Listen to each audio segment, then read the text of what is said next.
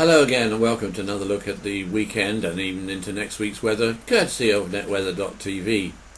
Week after week I've been hoping and praying that I could promise you at long last a heat wave. I've had a taste of summer. After all, it's getting middle of August now, it's almost getting too late. And again, I'm afraid this week it's the same old story. I can't really see a heat wave at all. In fact, the weather looks pretty unsettled in most parts of the country, more particularly in the north and in the west. There's a little bit of a glimmer of hope from time to time in southeastern areas, and that's good news actually for Eastbourne because they have their airborne weekend coming up, one of the biggest and best air shows in Europe.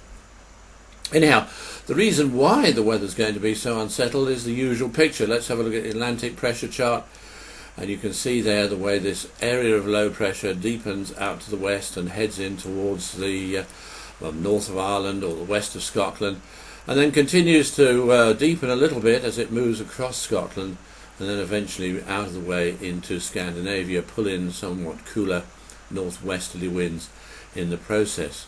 There is high pressure not far away, close-ish to the south and the southeast, but not that close really to have that much effect on the weather.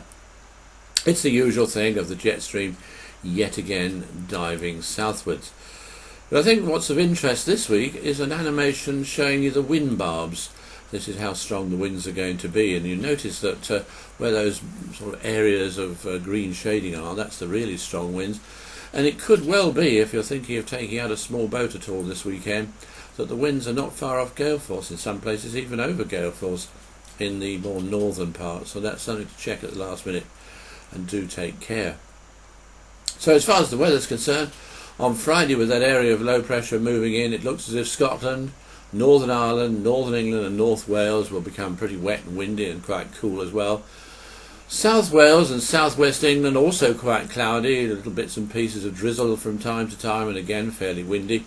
The southeastern quarter of the country though, with some shelter, probably staying mostly fine, although even here early sunshine will give way to rather more cloud.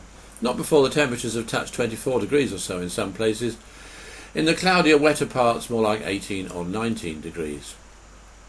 Now on Saturday, the area of low pressure continues to wind itself up just west of Scotland, and that means that again Scotland and Northern Ireland will continue to be windy and often wet, some rain from time to time, some of it fairly heavy, and again other remaining western parts of the country cloudy and breezy with some drizzle.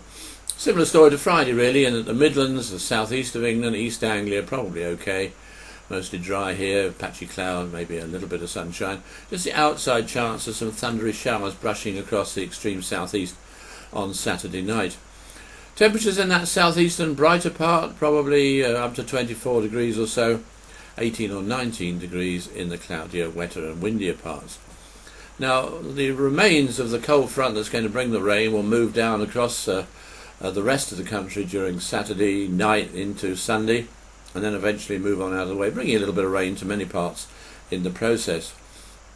By Sunday, the area of low pressure will have moved into Scandinavia, pulling the winds around from the northwest. It does mean to say that there's a pretty good chance of reasonable weather in the south of Wales, the Midlands, East Anglia and most of southern England, maybe just one or two showers around. But it'll be coolish and windy across Scotland, Northern Ireland, North Wales and Northern England, and here more in the way of showers. Similar temperature range, 17 to 19 degrees in the north, 20 to 22 degrees or so in the south.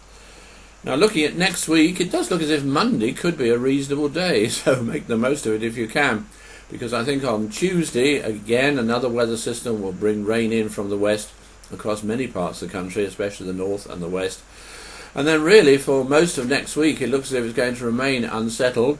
And again, the story is the same. It's going to be wettest and windiest in the north and west. It's going to be driest and brightest and warmest in the southeastern corner. But that doesn't rule out that even there'll be some rain from time to time.